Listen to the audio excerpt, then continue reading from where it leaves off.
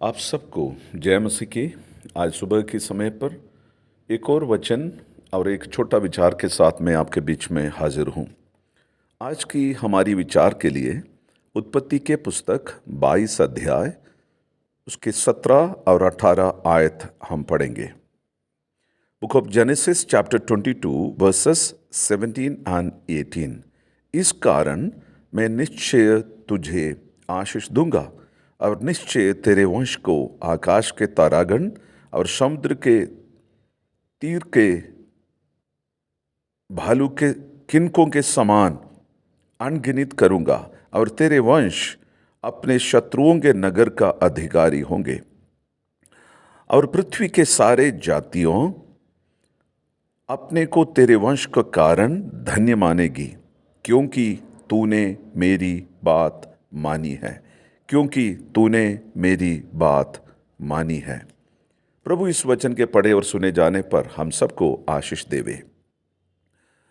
अक्सर हम सुनते हैं चर्च में, या हम भी कभी कभी अपनी प्रचार में और वार्तालाप के बीच में इस बात को लाते हैं कि बच्चों, अपनी माँ बाप की आदर करनी है, अपनी माँ बाप की आज्ञा को मानना है। We say very often in our preaching and conversations to our children, listen to your parents, honor them and obey them. It's very true. बहुत अच्छी बात है, सच्चाई की बात है, वचन वही शिक्षा देता है। लेकिन आज मैं ये भाग को जब पढ़ा हूं, मेरे दिमाग थोड़ा दूसरे तरीके से सोचने में मजबूर किया। वो क्या है? यहां एक पिता है, उस पिता के पास वादा का एक ही पुत्र है और वह भी अपने 100वां उम्र में, उनकी पत्नी का 90वां उम्र में, यानी बुढ़ापे के अंत के समय तक मिला हुआ एक ब्लेसिंग।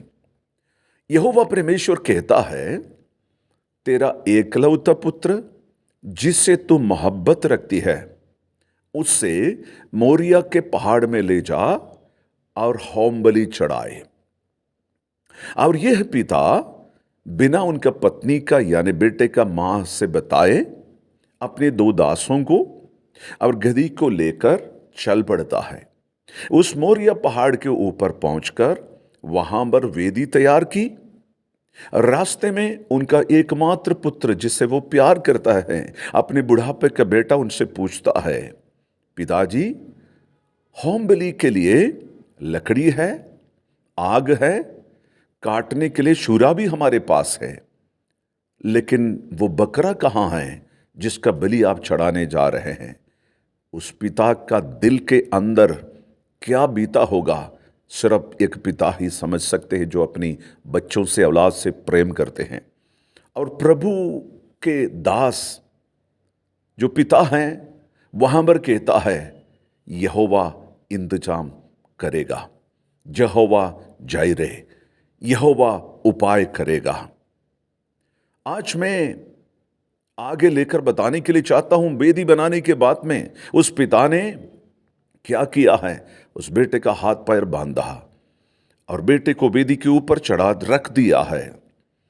छुरा निकाला गर्दन काटने के लिए, और स्वर्ग से यहोवा परमेश्वर की आवाज सुनाई दिया, अब्राहम अब्राहम, तेरे बेटे के ऊपर हाथ ना बढ़ा।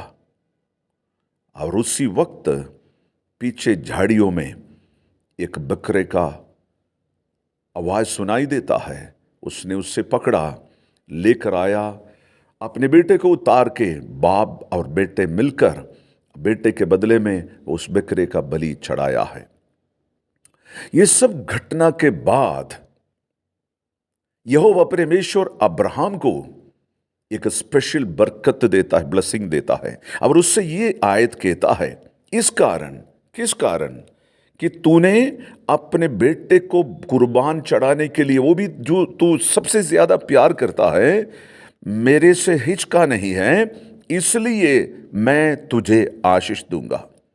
आज के शीर्षक मैंने वैसा ही रखा है, क्योंकि तूने मेरी बात मानी है। माता पिता प्रभु की आज्ञा का पालन करने से, प्रभु की वचन का पालन करने से बच्चे आशीषित होगा। ये उल्टा नहीं होना चाहिए।